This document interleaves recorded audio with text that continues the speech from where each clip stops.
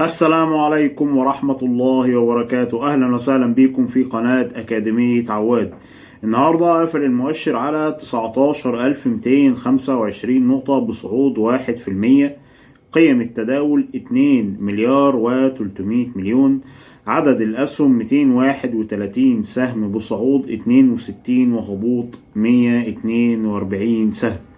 ترتيب الأسهم من حيث قيم التداول: أول سهم معانا التجاري 370 مليون، بعد كده بلتون 140 مليون، بعد كده هيرمس 118 مليون، بعد كده القلعة 110 مليون. ترتيب القطاعات من حيث الحصة السوقية: أول قطاع الخدمات المالية 20%، بعد كده العقارات 18%، بعد كده البنوك 15%، بعد كده التشييد ومواد البناء 8%.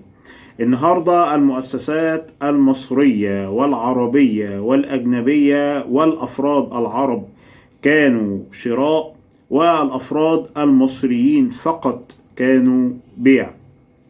طيب ليه المؤشر رافع أو مرتفع 1% وبقية الأسهم في المنطقة الحمراء؟ يعني زي ما ذكرنا في الأرقام اللي احنا قلناها قبل كده، إن عدد الأسهم اللي ارتفعت 62 سهم، بينما عدد الأسهم اللي انخفضت النهاردة واللي قفلت أحمر 142 سهم. يعني عدد الأسهم الهابطة أكتر من عدد الأسهم الصاعدة بكل بساطة، لأن التجاري الدولي ارتفع 3% أو أكتر من 3%. وزي ما قلنا قبل كده إن سهم التجاري الدولي ليه وزن نسبي في المؤشر أو مؤشر البورصة المصرية EGX 30 تقريبا 30%. فلما التجاري يصعد 3% أو أكتر من 3%، لازم طبعا المؤشر الرئيسي يصعد 1%. طيب دلوقتي ايه الفرص اللي موجودة في السوق حاليا؟ ينصح الآن ان احنا نشتري في أسهم الأفراد أو أسهم المؤشر السبعيني، لأن زي ما قلنا ان التجاري ارتفع أكتر من 3%. التجاري الدولي طالع من 50 جنيه وهو حاليا 59 جنيه، يعني احتمال كبير جدا يريح وينزل، ممكن ينزل 1% 2%، أو ممكن يريح حاجة بسيطة. ولما التجاري بيريح المؤشر الرئيسي بيريح برضه وبينخفض. فبالتالي لما المؤشر الرئيسي بينخفض معظم الأسهم بتنزل مع التجاري للأسف. عشان كده أنا بقول إن احنا نبص على الفرص اللي موجودة في المؤشر السبعيني، وفي بعض الأسهم القوية اللي فيها فرص حاليا في المؤشر السبعيني، زي مثلا MM جروب، زي المالية والصناعية. وانا ذكرت عندي في جروب الفيسبوك وجروب الواتساب ان في شراء امبارح واول امبارح في سهم المالية والصناعية.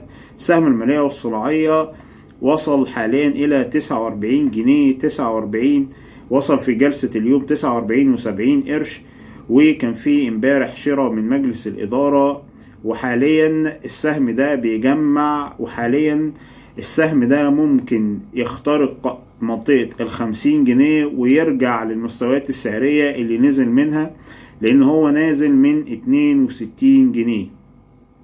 فالسهم ده أنا بقترح إن الناس يعني ممكن تاخد أو تشتري في السهم ده، لأن السهم ده فيه تجميع وفيه أيضا شراء من مجلس الإدارة، بالإضافة إن هو اخترق منطقة 49 جنيه اللي كانت مقاومة كبيرة. السهم مش قادر يخترقها بقاله فترة كبيرة. طيب هل دلوقتي مفيش فرص في المؤشر التلاتيني؟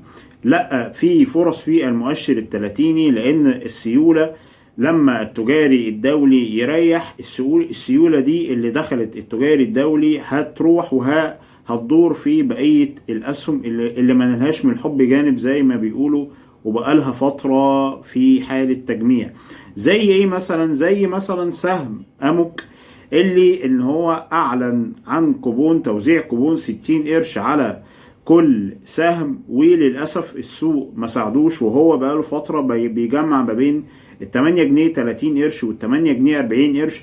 بالاضافه ان في اخبار كويسه على اسعار البترول، وان سعر برميل البترول بيزيد ووصل الى 90 دولار للبرميل. وطبعا زي ما احنا عارفين ان سهم اموك بيعمل في قطاع الطاقة، وأكثر الأسهم المستفيدة من زيادة أسعار برميل البترول. أيضا سهم فوري اللي هو بيعمل في قطاع التكنولوجيا والخدمات الرقمية برضو بيجمع في منطقة 55 51، بيجمع في النقط دي، فممكن يكون فرصة أيضا للشراء. سهم بي انفستمنت برضو فرصة للشراء، لأنه بقاله فترة بيجمع في منطقة 17.30 17.40. سهم موبكو اللي هو كان فيه شراء من مجلس الإدارة امبارح. وطبعا سهم موبكو من الأسهم في قطاع البتروكيماويات، وده من الأسهم التقيلة اللي قيمتها عالية، فبرضو ده من أسهم الفرص الموجودة في المؤشر الثلاثيني. كده احنا قلنا الفرص اللي موجودة في المؤشر السبعيني والفرص اللي موجودة في المؤشر الثلاثيني. أتمنى يكون الفيديو عجب حضراتكم، وأتمنى المكسب للجميع، وأتمنى الاشتراك في قناة أكاديمية عواد. هسيب لحضراتكم لينكات جروب الفيسبوك وجروب الواتساب في أول كومنت تحت في الفيديو، وبشكركم جدا جدا. وتاني أتمنى الاشتراك في قناة أكاديمية عواد. شكرا جدا ليكم، وانتظروني في فيديوهات قادمة. شكرا لحضراتكم.